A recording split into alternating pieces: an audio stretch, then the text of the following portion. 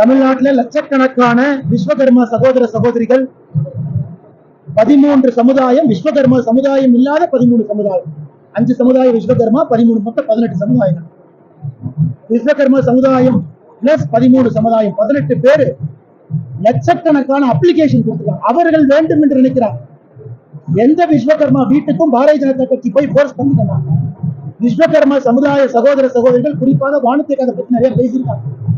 அவர்கள் வாலண்டரியா கொடுத்திருக்காங்க. ஆனா தமிழக அரசு சரி பார்த்து சென்ட்ரல் போர்ட்டல்ல ஒரே ஒரு அப்ளிகேஷன் மட்டும்தான் ஏற்றிருக்காங்க. இது வன்மையாக கண்டிக்கத்தக்கது. அவர்கள் வேண்டும் என்று சொல்லும் பொழுது வேண்டாம் என்று சொல்வதற்கு உங்களுக்கு என்ன உரிமை? அவங்க வேண்டும் கேட்கிறாங்க. எங்கேயும் போய் பாரதிய ஜனதா கட்சி நிர்பந்திக்கும். என்னன்னா இது குலத்தொழில் எப்படிங்கன்னா வரும்.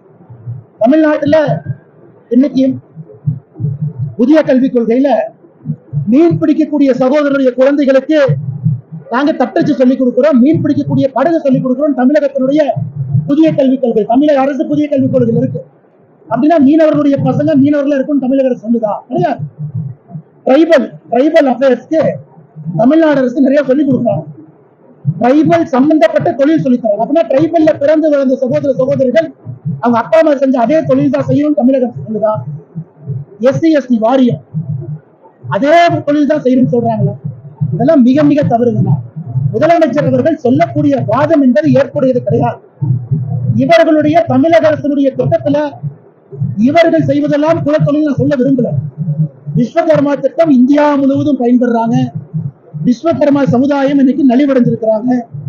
அவர்களுக்கு பேங்க் லோன் கிடைக்குது, டூல்ஸ் கிடைக்குது, சப்சிடி கிடைக்குது, ட்ரைனிங்க்கு பணம் கொடுக்குறாங்க. இத்தனை லட்சக்கணக்கான மக்கள் கோயம்புத்தூர்ல அதிகமா அப்ளை பண்ணிருக்காங்க.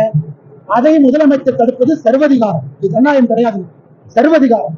இதை பார்த்து கொண்டிருக்கின்றோம். தமிழக அரசு எத்தனை நாளைக்கு தடுப்பாங்கன்னு பார்ப்பாங்கன்னா இன்னைக்கு விஸ்வகர்மா சமுதாயத்துக்கு நான் சொல்றேன், தமிழக அரசு தடுக்கும் பொழுது சில விஷயத்தை மத்திய அரசால செய்ய முடியாது.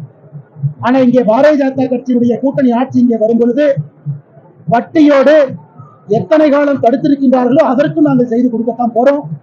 விஸ்வகர்மா சமுதாய மக்களும் போராட முன்வர வேண்டும் என்று பணிவன்போடு கேட்டுக்கொள்கிறோம்.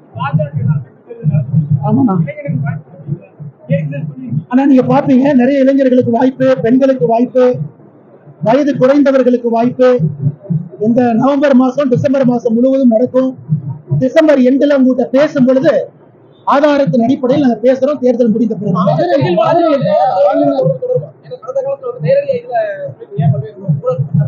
நாளைக்கு சொன்னேன், அதானின்னு ஒரு வார்த்தையை சொன்னேன், தமிழ்நாடு மின்சார வாரியம் சொன்னேன். அந்த பீரியட்ல யார் அமைச்சர்னு உங்களுக்கு தெரியும். கமுதி சோலார் பவர் பிளான்ட் சொன்னேன், அப்ப யார் அமைச்சர்னு தெரியும். நாளைக்கு நான் வைக்கக்கூடிய குற்றச்சாட்டை யாரு மேலே நீங்க பார்க்கத்தான் போறீங்க. மதுரையில் ஆளுநர் கலந்து கொண்ட நிகழ்ச்சியை தமிழ் தாய் வாழ்த்து பாரம்பரிய நிகழ்ச்சிக்கு தேசிய கீதம் பாடினாங்க. தேசிய கீதம் பாடிட்டு மறுபடியும் தமிழ் தாய் வாழ்த்து பாடு. இது தொடர்ந்து இந்த தமிழ் ஆளுநர் அவர்களை பொறுத்தவரை குறிப்பாக அவருடைய கருத்து, சபை மரபு, தமிழகத்துல லெஜிஸ்லேட்டிவ் அசம்பிளி, நம்முடைய மக்களுடைய பவராக இருக்கக்கூடிய அசம்பிளியில தேசிய கீதம், தமிழ்தாய் வாழ்த்து இரண்டும் பாட வேண்டும் என்பது ஆளுநருடைய கருத்து. இது போன்ற டைம் கான்ட்ரவர்சியில் ஆட்சி. இன்னைக்கு இந்தியாவில சில மாநிலங்கள் மட்டும்தான், குறிப்பாக கர்நாடகா ஒரு ஸ்டேட் சாங், அவர்களுக்கு என்று மாநில பாடல், மாநிலத்துக்கான பிளாக் கர்நாடகா இருக்கு.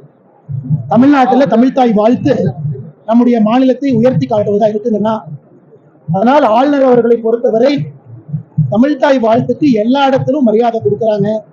பல இடத்துல அவரே தமிழ்தாய் வாழ்த்து பாடுறாங்க. முடிந்தவரை நம்முடைய தாய்மொழியை கற்றுக்கொண்டு அவருக்கு மரியாதை கொடுக்கிற அளவுக்கு பாடுறாங்க. அவர் எங்கேயும் கூட பெருமைப்படுத்தல. அதனால் தமிழக அரசு தேசிய கீதத்தை எதற்காக அதன் மீது ஒரு கடும் கோபத்தை வச்சிருக்காங்கன்னு தெரியல.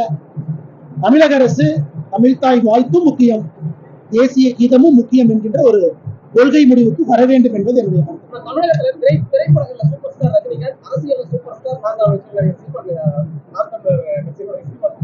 சீமானன் பேசுறீங்க, நான் பார்க்கல, அதனால எனக்கு தெரியாதுங்க. நான் சீமானன் அவருடைய அரசியலை சொல்றாங்க, அதனால மக்கள் பாக்குறாங்க, ஓட்டு போடுறாங்க. தமிழக அரசியலுடைய சூப்பர் ஸ்டார் யாருன்னா வாக்காளர். மிச்சவங்க எல்லாம் ஆக்டர்ஸ் தான். அதனால வாக்காளர்கள் தான் சூப்பர் ஸ்டார். சீமானன்னே ஒரு மிக முக்கியமான ஒரு தலைவர். 2025 எல்லாத்தையும் தீர்மானிக்கும்.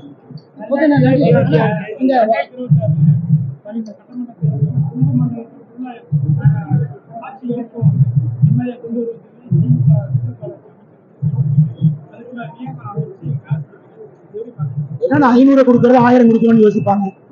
அதெல்லாம் நடக்காதுங்க. பாதகம் செய்பவரை கண்டால் நாம் பயங்கொள்ளலாகாது பாப்பா. மோதி மிதித்து விடு பாப்பா, அவர் முகத்தில் உமிழ்ந்து விடு பாப்பா. அண்மை செய்திகளை உடனுக்குடன் தெரிந்து கொள்ள இணைந்திருங்கள் இயம்நாடு தொலைக்காட்சியுடன்.